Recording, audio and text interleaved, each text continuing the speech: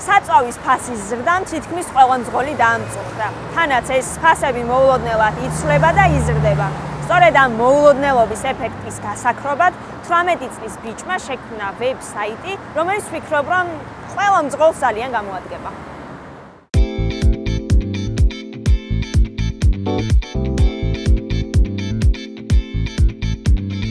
წინა წლის აგვისტოში შემამჩნია, რომ ერთ-ერთ ჩემ ოჯახის წევრს ჰქონდა ესეთი პრობლემა, რომ ხშირად ნახულობდა საწვავის ფასებს და ამისთვის ერთი რაღაცა აპლიკაცია და პლატფორმა არ იყო და უწევდა ხშირად სხვადასხვა ვებსაიტებზე ამის მოძებნა, მერე შედარება. ამიტომ გადავწყვიტე, რომ შემექმნა ესეთი აპლიკაცია, რომელიც ამ ყველაფერს ერთ პლატფორმაში გააერთიანებდა და ამ ყველაფერს გახდიდა ძალიან ადვილს, რაც მომხმარებისთვის ხელსაყრელი იქნებოდა. შემოსულ ადამიანებს დახვდებათ ყველა საწვავის კომპანიის ფასები, თარიღების მიხედვით, ასევე დახვდებათ საუკეთესო ფასების სექცია საწვავის ტიპის მიხედვით, ასევე საწვავის ტიპის მიხედვით შედარება, ყველა ფასის შედარება იქნება და შეუძლია მომხმარებელს პირდაპირ ნახოს რომელშია ყველაზე საუკეთესო და ასევე შეუძლია მიიღოს შეტყობინებები, როდის შეიცვლება ეს საწვავის ფასი. ნიკა, როგორ შეიძლება ვნახოთ ახლა ყველაზე ძვირად რომელი ბენზინგასამართი ყიდის საწვავს?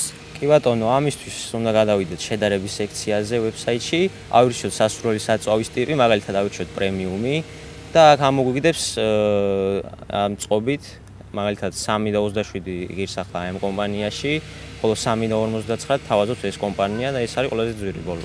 ხარისხის ნახვაც თუ შეგვიძლია ყველაზე ხარისხიანი საწვავი რომელსაც? ხარისხის ნახვა ჯერჯერობით არ არის, მაგრამ ეს ასევე მაქვს ერთ-ერთი იდეა, მაგრამ აქ ერთ-ერთი პრობლემა ის არის, რომ ხშირად არ ემთხვევა ხარისხი კომპანიის მიერ მოწოდებული ხარისხი თვითონ აქტუალურ ხარისხს. 300 ადამიანი სარგებლობს სადღაც თვეში, აქედან აქტიური მომხმარებელი სადღაც 200-მდეა, უკვე 5 წელია სადღაც ვქნი ასეთ რაღაცეებს, თავიდან დავიწყე უფრო ელექტროინჟინერიის კუთხით და უფრო ელექტრონული მოწყობილობების გაკეთება და შემდეგ კოვიდის პერიოდში, როცა ყველანი სახში ვიყავით ჩაკეტილები და ბევრი საქმე არ მქონდა, გადმოვერთე ამ პროგრამისტობაზე იმ კუთხით, რომ ვებ აპლიკაციები შემექმნა და ერთ-ერთი პირველი აპლიკაცია შევქმნი მაშინ, რომელიც იყო, რა ქვია, სკოლის ნიშნების კალკულატორი, რომელიც აჩვენებდა თითოეულ სემესტრში შენქულას და გამოყავდა ეს საშუალო წლიური ნიშანი. 2 წლის უკან ზამთარში გავუშვი ესეთი აპლიკაცია, რომელიც ეხმარებოდა მომხმარებლებს